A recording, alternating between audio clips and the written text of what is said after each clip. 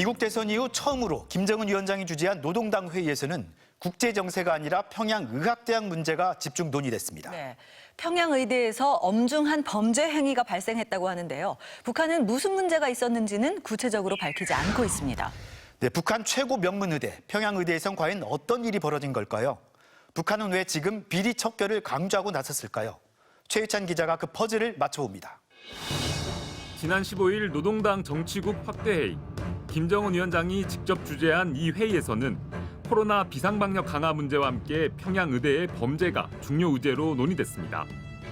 회의에서는 엄중한 형태의 범죄 행위를 감행한 평양의학대학 당위원회와 하지만 북한은 평양의대가 저질렀다는 이 엄중한 범죄의 구체적인 내용은 전혀 언급하지 않았습니다.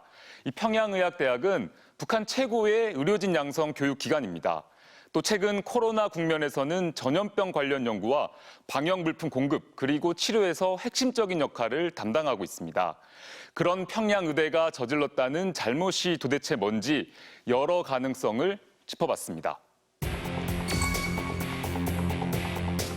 교육기관들과 사회 전반에서 나타나고 있는 비사회주의적 행위들에 대하여 분석한 자료가 통보되고 이날 회의에서 교육기관들의 비사회주의적인 행위가 언급됐다는 점에서 평양의대가 입시 부정 등 교육 관련 비리를 저질렀을 가능성이 제기됩니다.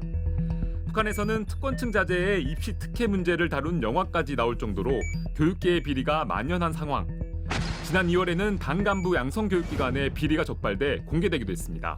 당 간부 양성기관의 일꾼들 속에서 반려된 비당적 행위와 특세, 특권, 관료주의, 부정부패 행위들이 집중 비판되고 돈 있고 힘 있는 사람들이 대물림하듯이 이제 대학에 쉽게 이제 들어갈 수 있는 그 관행들이 이제 만들어져 있는 부분이 있거든요. 아마 이제 민심 차원에서 이번에 김정은 위원장이 직접 개선하겠다 뭐 이런 의지를 보이는 모양새일 수도 있습니다.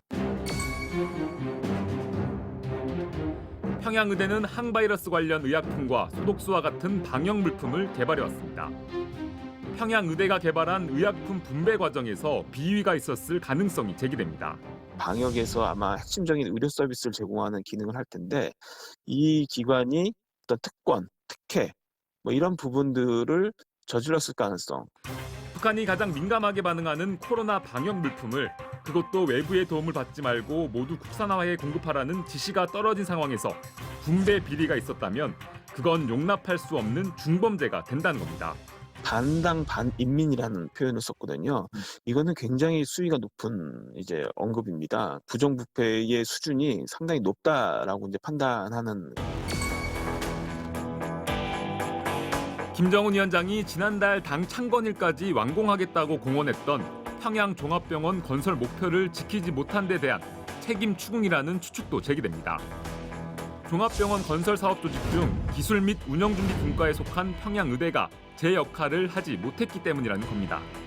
평양종합병원이 현재 뼈대만 올라가 있고 의료기기나 또는 물품이 제대로 준비가 안 돼서 개원이 늦춰지고 있다라고 봐야 되는데 거기에 대해서 평양의대가 제대로 호응을 하지 못하고 있다 또는 거기에 있어서 뭔가 문제점을 일으키고 있다는. 김 위원장은 지난 7월 평양종합병원 건설장을 찾아 현장 간부들을 심하게 꾸짖기도 했습니다. 설비 자재 보장 사업에서 정책적으로 심히 탈선하고 있으며 북한은 평양의대가 저질렀다는 범죄의 내용에는 침묵했지만 책임 추궁이 얼마나 광범위하고 강도 높게 진행됐는지는 구체적으로 밝혔습니다.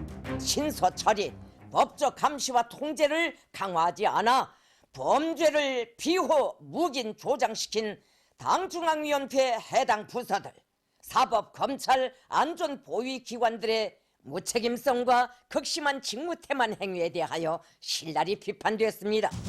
신소처리, 즉 제보된 비리를 묵살하거나 축소한 노동당의 관리감독 책임 부서들과 그 책임자들, 그리고 이들과 결탁했거나 감시를 게을리한 사법검찰, 사회안전성, 국가보위성 등 경찰 정보조직까지 모조리 책임을 물은 겁니다.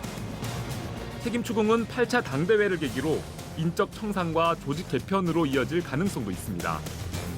그렇다면 김정은 위원장이 직접 특권층과 권력기관의 비리를 대중들에게 공개 언급한 이유는 무엇일까? 당원이나 북한의 지도층 인사들에게 주민들과 함께하지 못하는 정책들에 대해서는 철저하게 앞으로도 문제 제기를 하겠다는, 즉 자신은 주민 편에 서서 특권층의 비리를 단죄하는 개혁적인 지도자임을 부각시킴으로써 간부들에 대한 불만이 최대 불만으로 이어지지 않도록 한다는 겁니다. 그러나 특권층과 간부들의 비리와 기강 회의에 대한 매서운 책임 추궁은 엄격한 코로나 비상방역 국면에서 주민 전체에 대한 기강 잡기로 이어질 수밖에 없습니다. 80일 전투의 성공적인 마무리와 함께 내년 1월 초 8차 당대회까지 분위기 조성 차원에서 사회 통제적 방식을 계속 유지해 나가겠다는 것이 그 이유가 아닌가 생각합니다. 불과 한 달 전만 해도 눈물로 주민들을 다독이며 애민의 지도자라는 이미지를 강조한 김 위원장. 이번에는 권력층에 대한 매서운 회초리를 들고 나선 김 위원장의 극적인 국정 운영 방식이 북한 사회에 어떤 영향을 미칠지 주목됩니다. 통일전망대 최유찬입니다.